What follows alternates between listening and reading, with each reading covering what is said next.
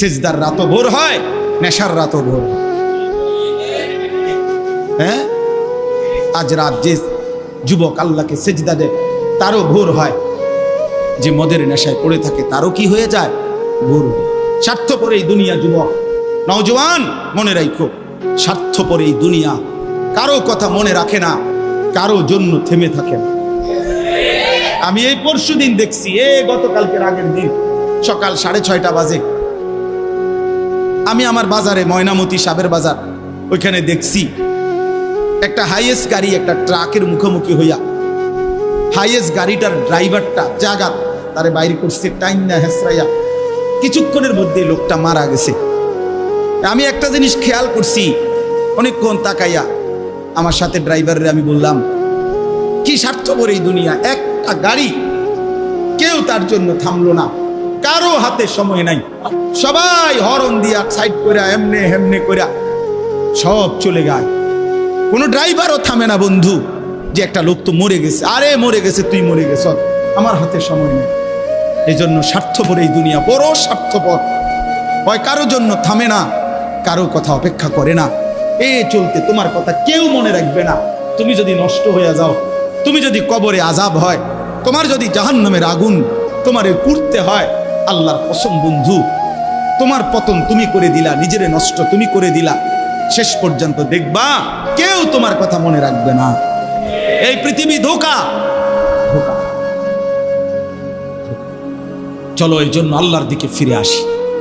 ইল্লা মান তাবা ওয়া আমানা ওয়া আমিলা সালিহান, আল্লাহ বলে যে গুনাহ ছেড়ে দিয়ে তওবা করলো, আমি আল্লাহকে বিশ্বাস করলো এবং পুনরায় আবার নেক আমল শুরু করে দিল, ফাউলাইকা ইয়াদখুলুনাল জান্নাহ, আমি আল্লাহ ওয়াদা দিলাম, আমি আল্লাহ তাদেরকে জান্নাতেই ঢুকায়া দেব। ওয়ালা ইউজলামুনা শাইআ, কোনো জুলুম করা হবে না এক বিন্দু। অর্থাৎ পেছনের গুনার জন্য আমি লজ্জা দেব না, বরং তওবা করার কারণে, ফিরে আসার কারণে, নতুন করে আবার নামাজ সেজদা বন্দিগি পাক পবিত্র জীবন চলার কারণে এখন থেকে নিয়ে বাকি জিন্দেগির আমলের বরকতে জান্নাত দিয়ে দেব।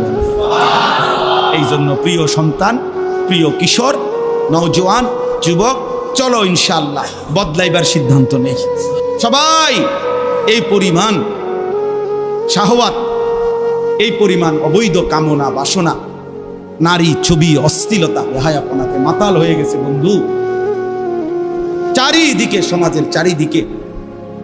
হজ্জের সফরে ছিলাম, যে কয়দিন যাই খোঁজ খবর নিছি, দেশের খবর একটাই, হত্যা, খুন, ধর্ষণ, নারী নির্যাতন। আর সবচেয়ে আশ্চর্যের কথা হলো, আমি মনে হয় আমার এই ছোট্ট হায়াতে গত 30 বছরে আমি যেই কথাটা এতবার শুনি নাই, গত 2 মাসে বারবারই শুনি চারিদিকে পরকিয়া। এটা এই পরিমাণ সমাজে বেড়ে গেছে, অসভ্যতা, যে স্বামী থাকতো নারী অন্য পুরুষের প্রতি আসক্ত, স্ত্রী থাকতো ওই জানোয়ার অন্য নারীতে আসক্ত, এটা খুব বেশি পরিমাণ বেড়ে যাচ্ছে, যার কারণে আপনজনকে হত্যা করতে পর্যন্ত লজ্জিত হচ্ছে না। এর চাইতে বড় আশ্চর্য, আশ্চর্য বাংলাদেশে এর চাইতে বড়, এর চাইতে দুর্ধর্ষ হত্যার ঘটনাও 2 দিনে কি হয়ে যায় খবর বোঝা যায়। কিন্তু এখানে কেন বোঝা যাচ্ছে না? বোঝা যাচ্ছে এটা স্পষ্ট, আপনজনের এটা ধামাচাপা দেওয়ার জন্য সব রকমের প্রসেসিং করা হচ্ছে, সব প্রসেসিং করা হচ্ছে। অসহায় ইমাম মুয়াজ্জিনকে বেইজ্জতি কেউ করতে পারে নাই, কোন আলেমে দ্বীন ইনশাআল্লাহ বেইজ্জতি হবেও না ইনশাআল্লাহ। মনে রাখে, মনে রাখে। গতকালকে রাত্রেও আমাদের কুমিল্লায় গত 3 মাস আগে একজন আলেমে দ্বীনকে একজন প্রিন্সিপাল বেইজ্জতি করছিল, অপমান করে সামান্য অজুহাতে মসজিদ থেকে বিদায় করে দিছিল। ওই কলেজের ছেলেরা গতকালকে রাত্রে ওই মসজিদের ভিতরে ঢুকাইয়া 9 ঘন্টা আটকাইয়া তারে, তার হাতে ছাত্রদের উপস্থিতিতে তারে পদত্যাগ পত্র দিয়া ঘাট ধরে কলেজ থেকে বের করে দিছে। আল্লাহ তাআলা বেইজ্জতি করে দেখায় দিছে। ছাত্ররা বলছে, স্যার সই দেন, আপনারে 50 টাকা দিব। মানে 50 টাকা, 100 টাকার লোভ সামলাইতে পারেন নাই, নেন পদত্যাগ পত্র, সই দেন।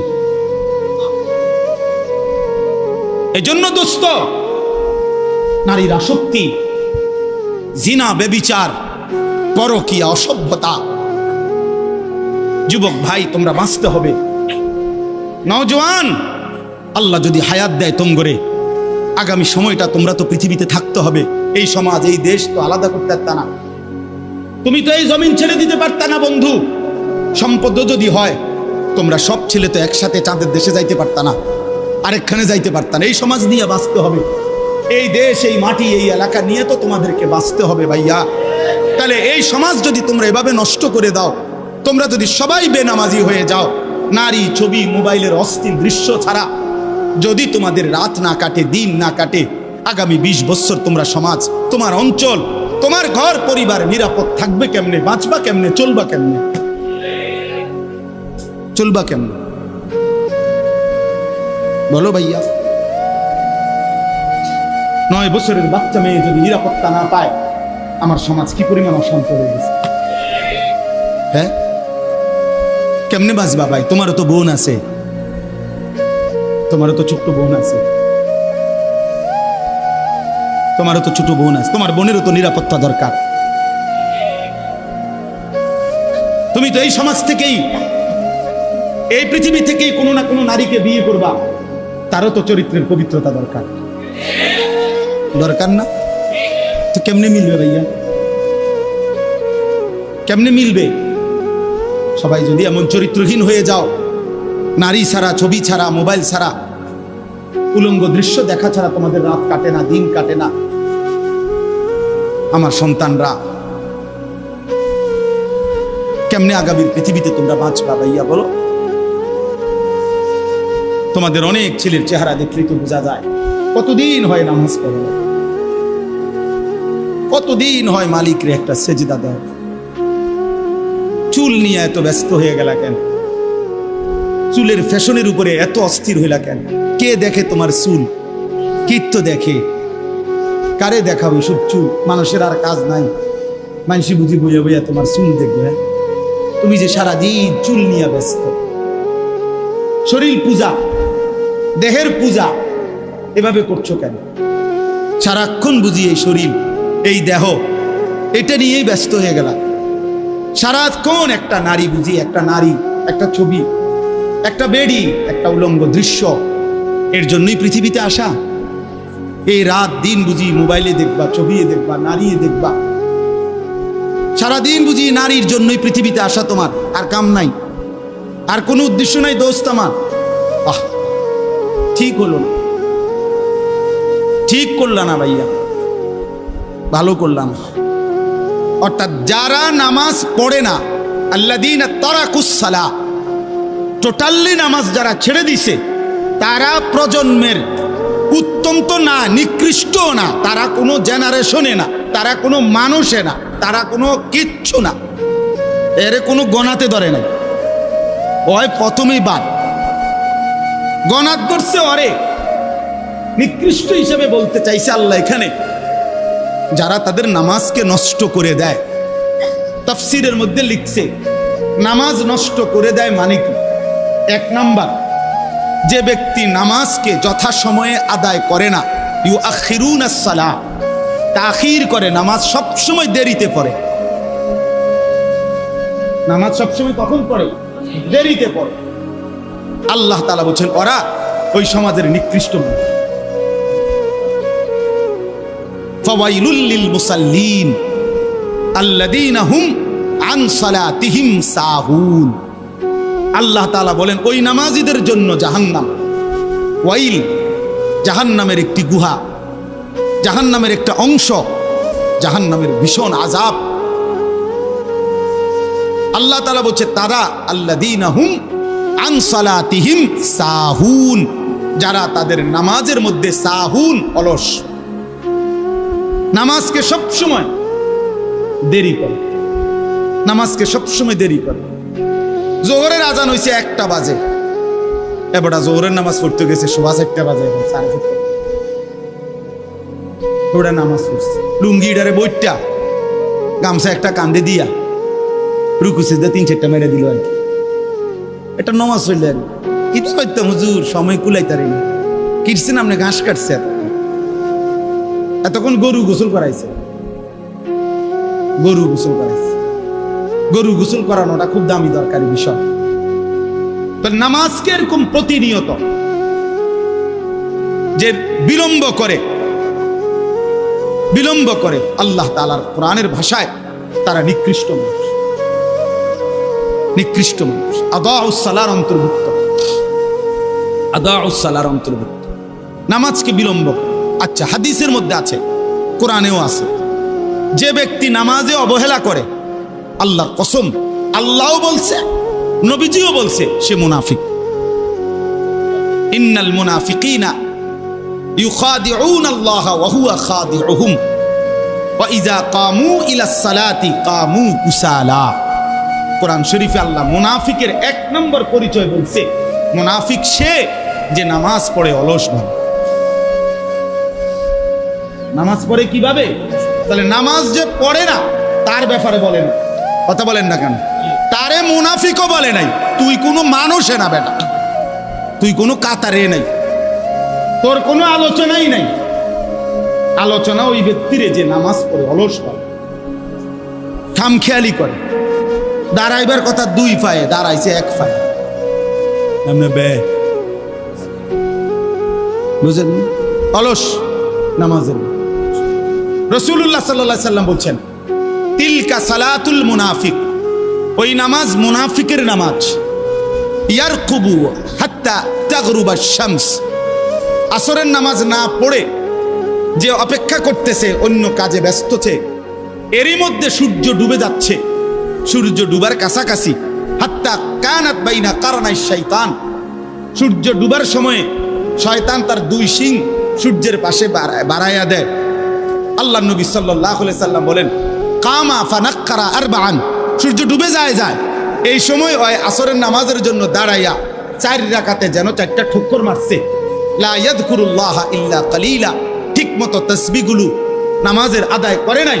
রাসূল বলছে 3 বার, ওইটা মুনাফিকের নামাজ, মুনাফিকের নামাজ, মুনাফিকের নামাজ, মুনাফিকের নামাজ।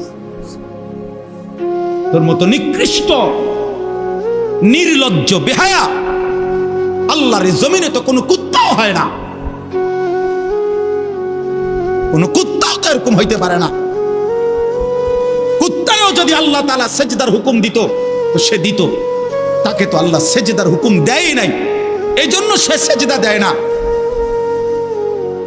তুমি নাফরমানের তো আল্লাহ সেজদার হুকুম দিছিল, দিলে না কেন?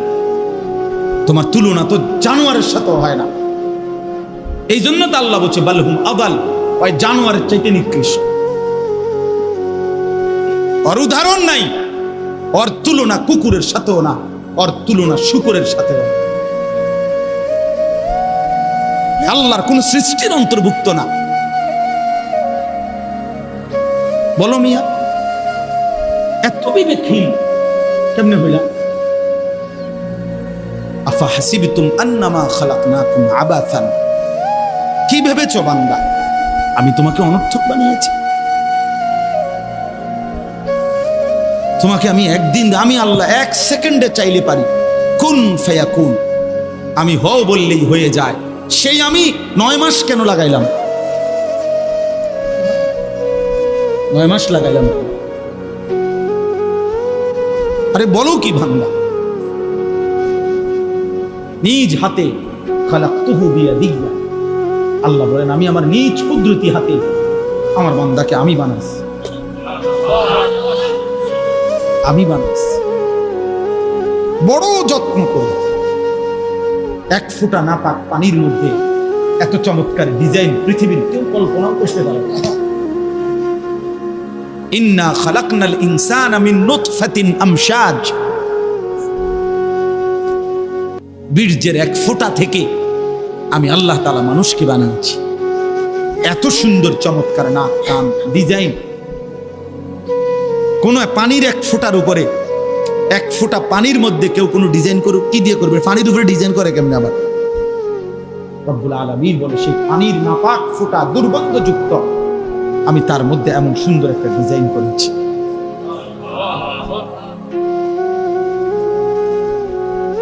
কেমনে ভুলে গেলাম? মা গাররাকা বিরাব্বিকাল কারীম, আমার মতো মেহেরবান দয়ালু মাওলা 24 ঘন্টা যে তোমাকে অজস্র অগণিত নিয়ামত দিচ্ছি, এই আসমান জমিন, এই চাঁদ সূরজ আলো বাতাস, এক সেকেন্ড বান্দা এই বাতাস বন্ধ করে দিলে তুমি নিশ্চিহ্ন হয়ে যাবে। তুমি এই পৃথিবীতে নিঃশ্বাস ত্যাগ করে মৃত্যুবরণ করবা। একটা নিঃশ্বাসের জন্য তুমি এতটা মুখাপেক্ষী আমি আল্লাহর কাছে, সেই আমাকে একটা সিজদা দিবা না?